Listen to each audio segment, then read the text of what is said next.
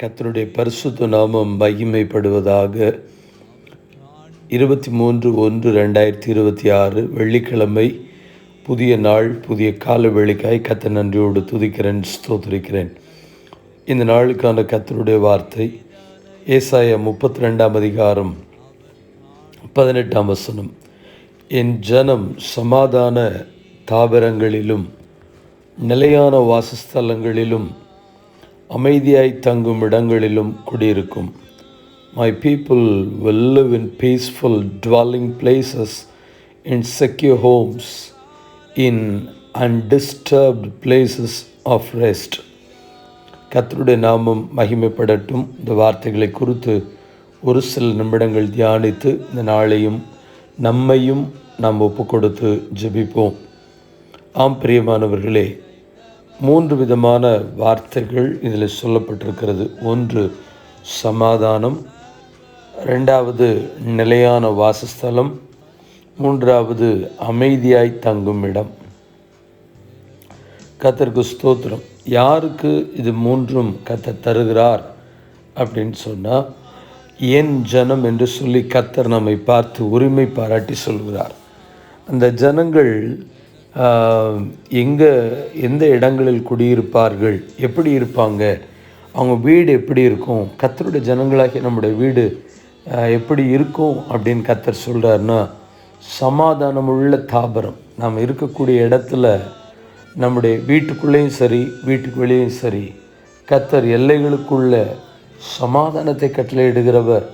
காரணம் என்னவென்று சொன்னால், சமாதானம் இருக்கக்கூடிய இடத்துல அன்பு குடிக்கொண்டிருக்கும். கிறிஸ்துவின் அன்பு நமக்குள்ளே இருக்குமேயானால், அந்த அன்பு நிமித்தமாய் வீட்டுக்குள்ளும் சமாதானம், வீட்டை சுற்றிலும் இருக்கிற நபர்களோடு கூட ஒரு சமாதானத்தை கர்த்தர் கொடுத்து, நம்மேல் கசந்து கொள்வதற்கோ எரிச்சலாக இருப்பதற்கோ இந்த மனிதர்களுடைய எண்ணங்கள் செயல்படாதபடிக்கு கர்த்தர் அந்த சமாதானமுள்ள ஒரு தாபரம், சமாதானமுள்ள வீட்டுக்குள்ளே குடியிருப்பதற்கு கர்த்தர் கிருபை செய்கிறார். 2வது நிலையான வாசஸ்தலம். அநேகருடைய வீடுகளை குறித்து பார்க்கும் பொழுது, ஒரு வருடத்திற்குள்ளே 3 அல்லது 4 வீட்டை மாற்றி விடுவார்கள். இந்த வீடு சரியில்லைங்க, அந்த ஓனர் சரியில்லைங்க, இல்லைன்னா அந்த வீட்டில் நல்ல தண்ணி சரியில்லைங்க, அந்த வீடே சரியில்லைங்க, இன்னும் புறஜாதி மார்க்கத்தில் ஆண்டவரை அறியாதவர்கள், அந்த வீட்டினுடைய வாசல் சரியில்லை, எல்லாவிட்டாலும் அந்த வீட்டினுடைய அமைப்பே சரியில்லை என்று சொல்லி பலவிதமான காரணங்களை சொல்லி தங்களுடைய இருப்பிடங்களை மாற்றிக்கொண்டே இருப்பார்கள். ஒரு இடத்தில் நிலையாக இருப்பதற்கு அவருடைய மனது அதற்கு இடம் கொடுப்பதில்லை. வீட்டை மாற்றி அலக்களிக்கிற ஒரு கூட்டை விட்டு அலைகிறதான குருவி எப்படி சுற்றி கொண்டிருக்குமோ அதே போல் வீட்டை மாற்றி சுற்றி கொண்டே இருப்பார்கள்.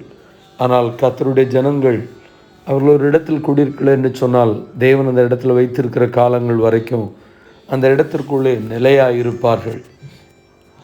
இன்னும் சொல்ல வேண்டும் என்று சொன்னால், வாடகை வீட்டிலே இன்னும் இங்குமாய் அலைந்து தெரிந்து கொண்டிருக்கிறவர்களுக்கு கர்த்தர் நாட்கள் வரும் பொழுது நிலையான வாசஸ்தலங்களிலும் குடியிருக்க பண்ணுவாராக. கர்த்தருடைய நாமம் மையப்படுவதாக. 3வதாக அமைதியாய் தங்கக்கூடிய இடம். அந்த இடத்துல கூச்சல் இருப்பதில்லை, அந்த இடத்தில் குழப்பங்கள் இருப்பதில்லை, தேவையில்லாத வாக்குவாதங்கள், முறையிடுதல்கள் நம்மை சுற்றிலும் இருப்பதில்லை.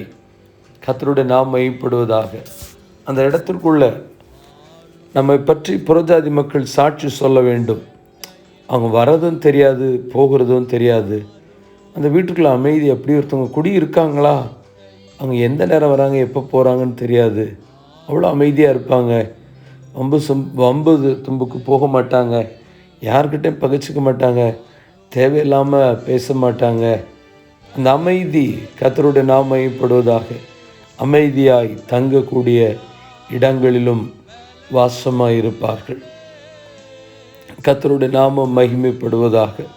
அதுதான் ஒரு சாட்சியுள்ள வாழ்க்கை, அதுதான் ஒரு அமைதியில் உள்ள ஜீவிதமாய் காணப்படுகிறது. கர்த்தருடைய நாமம் மகிமைப்படுவதாக.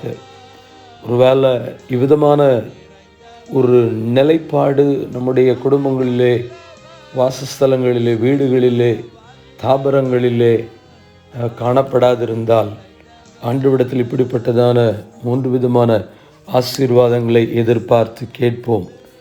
சமாதானமான தாபரமும், நிலையான வாசஸ்தலமும், அமைதியாய் தங்கும் இருப்பிடமும் எனக்கு உண்டாகட்டும் என்று சொல்லி ஆண்டவரிடத்தில் கேளுங்கள். கர்த்தருடைய வார்த்தை இவ்விதமாய் சொல்லப்பட்டிருக்கிறது. எரேமியா 33:16 அந்நாட்களில் யூதா ரட்சிக்கப்பட்டு எருசலேம் சுகமாய் தங்கும்.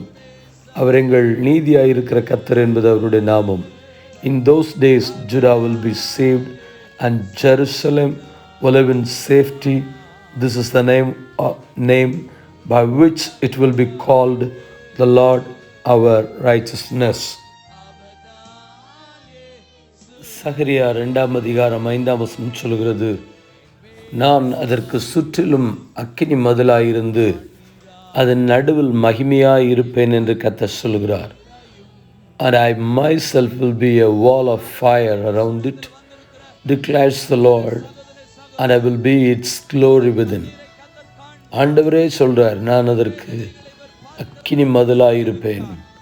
நம்முடைய கூடாரங்களை சுற்றிலும் தேவன் நமக்கு பாதுகாப்பு கொடுக்கிறவராய், நம்முடைய கூடாரங்களிலே சுகமாய் இருக்கும்படியாய் கர்த்தர் நம்மை பாதுகாப்பாய் வழி நடத்துகிறபடினால் அந்த அரண்மனை வீடு சுகமாய் நமக்கு காணப்படும்படியாகவும். அதனால தான் சங்கீதங்களின் புஸ்தகம் 122 சங்கீதம் 7 சொல்கிறது, உன் அலங்கத்திற்குள்ளே சமாதானமும் உன் அரண்மனைக்குள்ளே சுகமும் இருப்பதாக. May there be peace within your walls and security within your citadels. கர்த்தருடைய நாமம் மகிமைப்படட்டும். சமாதானமும் அன்பும் நம்முடைய வீடுகளுக்குள்ளே உண்டாக்கப்படவும். கர்த்தருக்கு மகிமை உண்டாகட்டும். நிலையான வாசஸ்தலமும் அமைதியான இருப்பிடமும் காணப்படுவதற்கும் கண்களை மூடி நாம் ஜெபிப்போம்.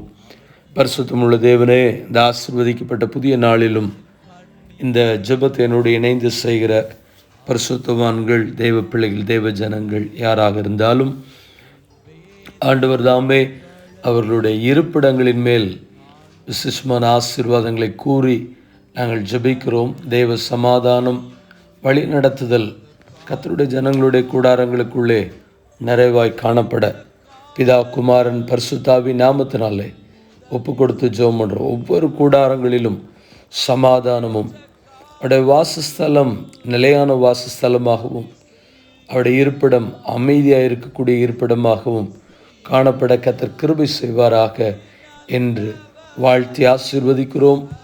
ஒவ்வொரு வீடுகளுக்கு இருக்கிற சிறு பிள்ளைகள், வாலிபர்கள், நடுத்தர வயது பெரியவர்கள், பரிசுத்தவான்கள், ஊழியர்கள், ஒவ்வொரு கர்த்தருடைய ஜனங்களுடைய கூடாரங்களும் அப்படியே காணப்பட பிதா, குமாரன், பரிசுத்தாவின் நாமத்தில் ஜெபித்து ஜெபத்தை ஏறெடுக்கிறோம். பரிசுத்தமுள்ள நல்ல பிதாவே, ஆமென். வாழ்த்துக்களுடன் ஜெபங்களுடன் pastor Jebadas. WhatsApp 934-5353-730. May Jesus bless you all. Amen.